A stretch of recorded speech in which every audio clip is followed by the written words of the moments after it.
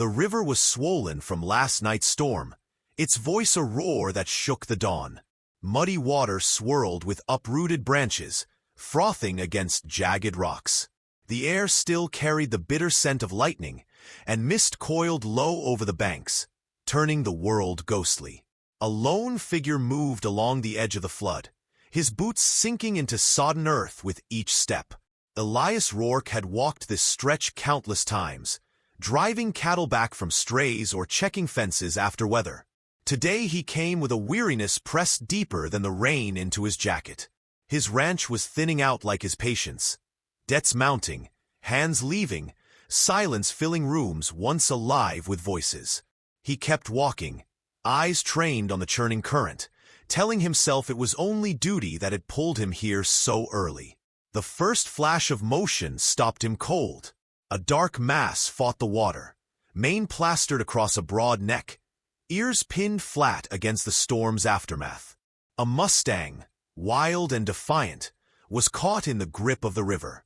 Elias froze, torn between admiration and alarm. Mustangs had a way of surviving almost anything, yet this one seemed minutes from surrender, hooves striking futilely as the current carried it along. He squinted, leaning closer to the edge. Something else floated beside the stallion, tangled in weeds, a shape smaller and frighteningly still. At first it might have been debris, a branch, a sodden hide, but as the waves turned it over, Elias saw legs, slender and fragile, and the flick of a tiny ear against the foam. His chest tightened. A foal! The sight cracked something inside him. Years ago, he had stood by another bed, listening to shallow breaths falter, watching a small hand slip from his own. His daughter's absence had become an open wound, one no ranch chore could stitch shut. Now, with the river's fury before him, that memory surged like floodwater. He shook his head, forced himself back to the present. This was not the time to crumble.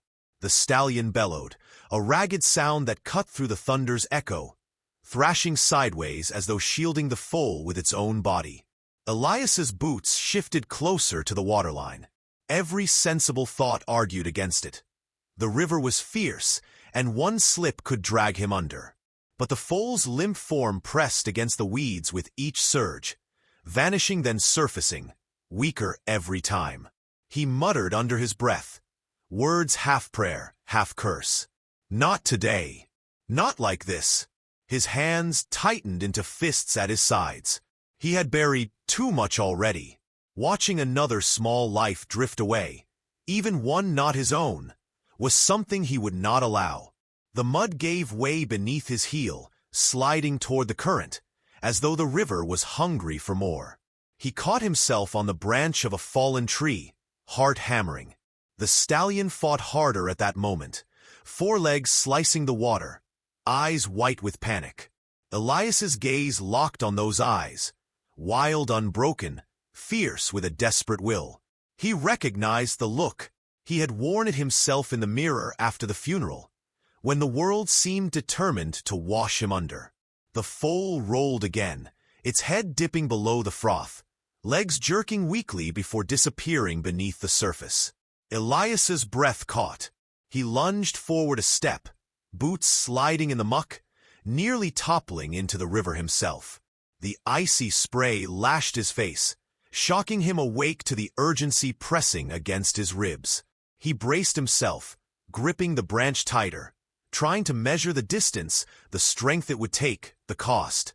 The roar of the river drowned out reason, leaving only the pounding of his pulse and the image of that fragile body slipping further downstream. For one suspended heartbeat, time seemed to hesitate. The stallion's cry echoed again, raw and pleading, as if the wild beast itself begged him to act. Elias drew a breath that tasted of rain and earth, heavy with memory. The river surged louder, its waves slapping the bank like a dare. He planted his boots firmly in the mud, eyes never leaving the foal. Every muscle in his body coiled toward one decision. Then he stepped closer to the edge, readying himself to plunge. The river swallowed him the instant he entered, the current clawing at his legs with the force of a wild beast. Elias gritted his teeth as icy water surged to his chest, stealing his breath and numbing his limbs.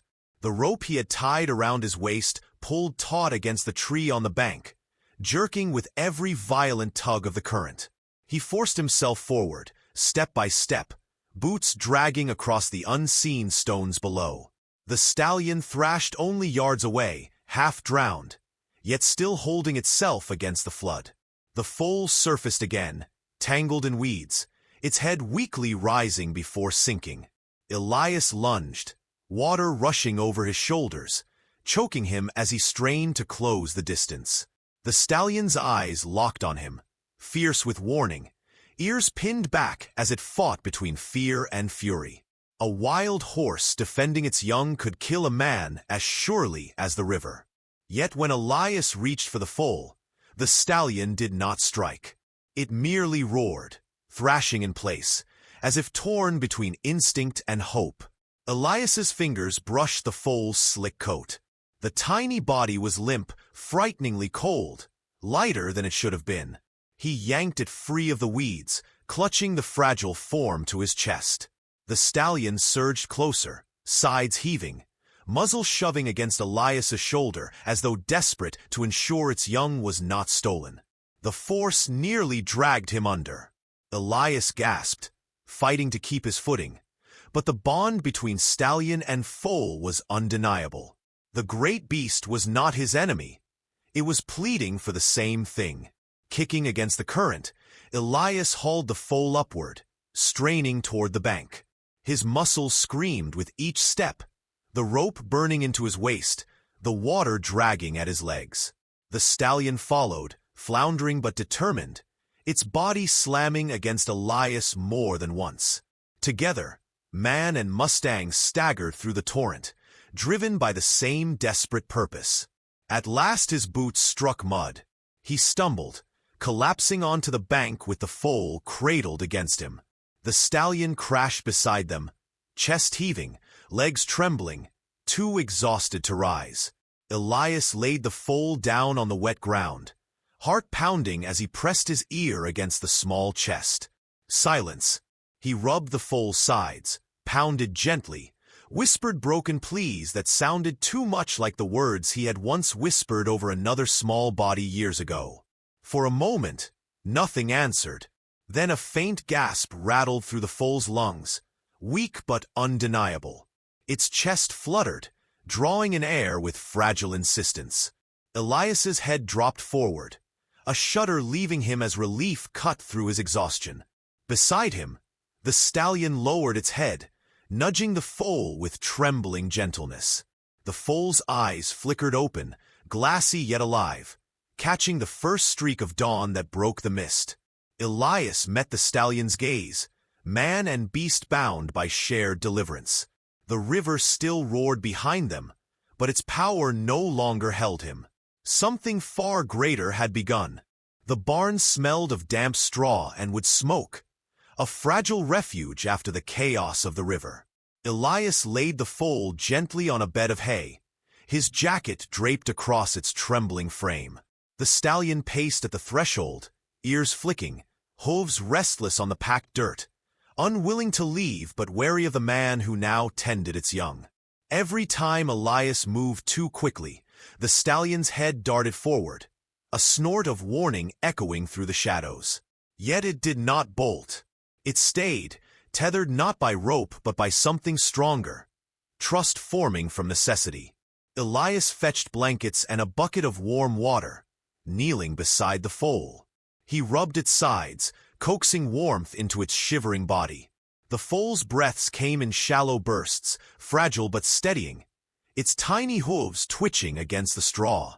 The sound reminded him of nights long gone, when his daughter's restless feet kicked beneath quilts while she dreamed.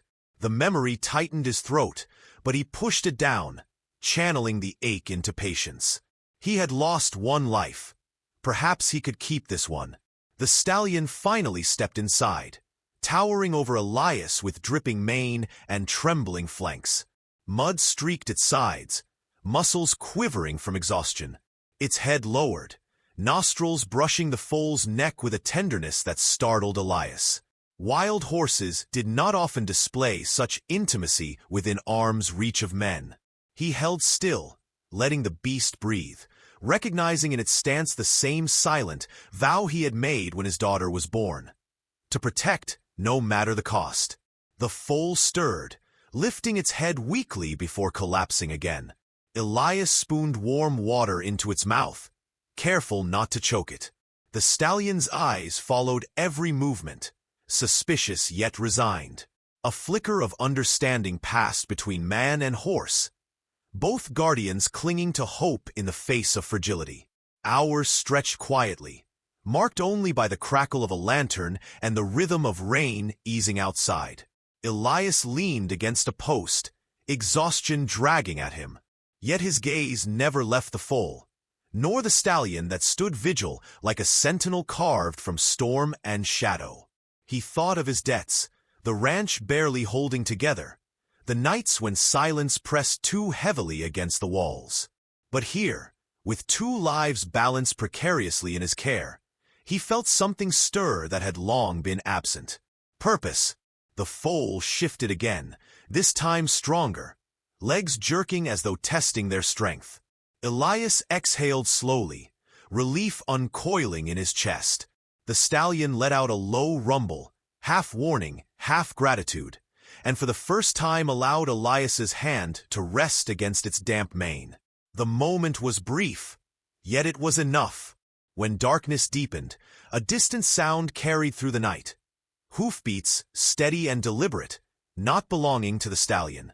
Elias straightened, every nerve alive with recognition. Strangers rode the valley, and if they found what sheltered here, peace would shatter. The morning broke brittle and pale, frost clinging to the barn roof as Elias stepped outside. The valley was quiet, but not in the way of peace. More like a silence waiting to be broken. He had heard the hoofbeats in the night, and now tracks cut across the damp soil, proof of men who had come close. His gut twisted with the knowledge that word of the Mustangs would spread quickly. To some, wild horses meant profit, not wonder. When he returned to the barn, the stallion raised its head, ears pricked, body taut with unease.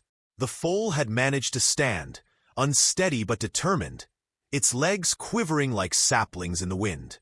Elias felt pride bloom in his chest, though he knew the sight would only make the animals more desirable to those who sought to claim them. He poured feed into a trough, his movements calm, but his mind raced with the weight of choices forming on the horizon. By midday, riders appeared at the edge of his land. 3 men in dust-stained coats, their faces lined with the hard hunger of opportunists. They dismounted with slow confidence, ropes coiled at their belts, rifles slung across their shoulders. Elias met them at the fence, jaw tight, voice steady. They spoke of rights and ownership, of how the valley's Mustangs were theirs to capture. He answered simply, telling them the stallion and foal were under his care. Their laughter carried sharp as broken glass, mocking the notion of one man standing against their claim. Tension thickened. The stallion emerged from the barn, muscles rippling, mane whipping in the wind. He planted himself between the foal and the men, head high, nostrils flaring. The sight held power, primal and unshaken, as if the wild itself had chosen to stand guard. Elias felt the same current surge through him. He gripped a length of rope, not as a weapon, but as a line drawn in the dirt. His voice cut through the air, low but firm. "They're not yours."